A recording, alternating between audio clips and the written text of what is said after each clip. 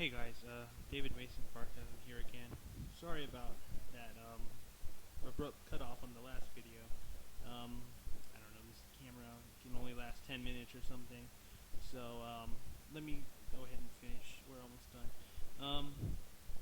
Here, as you can see on the far left, California has the most crimes compared to any other state. But as you can see, over the years 2012 to 2014, the crimes have actually gone down there, whereas in Texas, even though it has much less crimes, you can see the trend has actually gone down and then gone back up a little bit in 2014. And in different states, you can see the different trends that happen, and you can get a lot of information from there like that.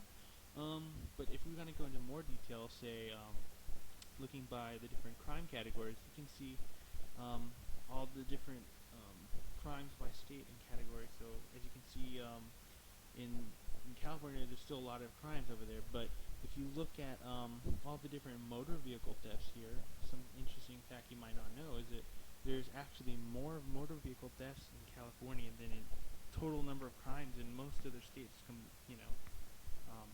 individually, and that's just a pretty crazy fact.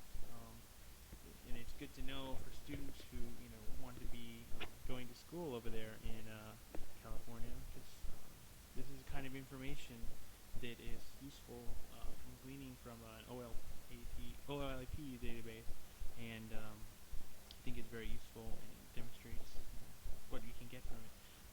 And we can drill down even further and get more detail. And in this scenario, we're looking at a very specific location, Houston, and we're looking at all the crimes at the schools that happened around here, at least the significant ones, where I put I guess a little filter on it to see if there were more than two crimes, how many crimes happened.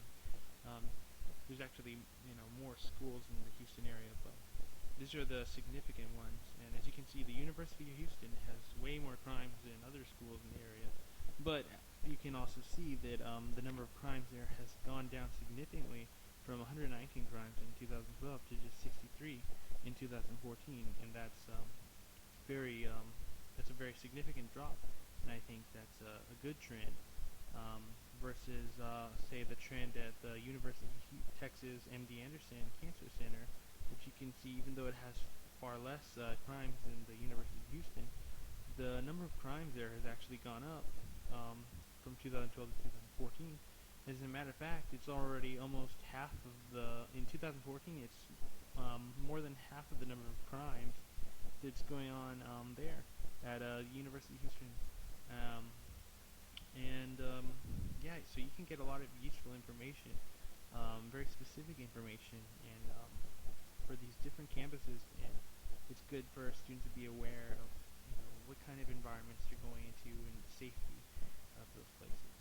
And so yeah, and here's another example of percentage of crimes by state.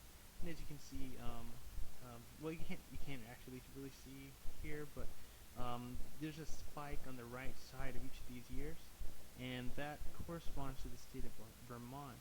And so the interesting fact there is that if you take the total number of students at campuses in Vermont and the total number of crimes that happen there, you can see that there's a much higher ratio of crimes per person in Vermont than there is in many other states, which is a pretty interesting fact, and it's good to know if you want to go to school in Vermont.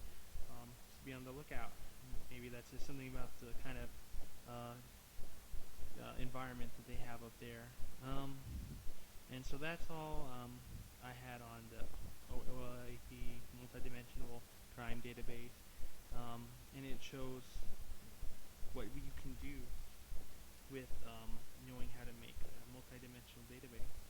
And once again, my name is David Mason Barkhausen, and I hope you enjoyed this presentation.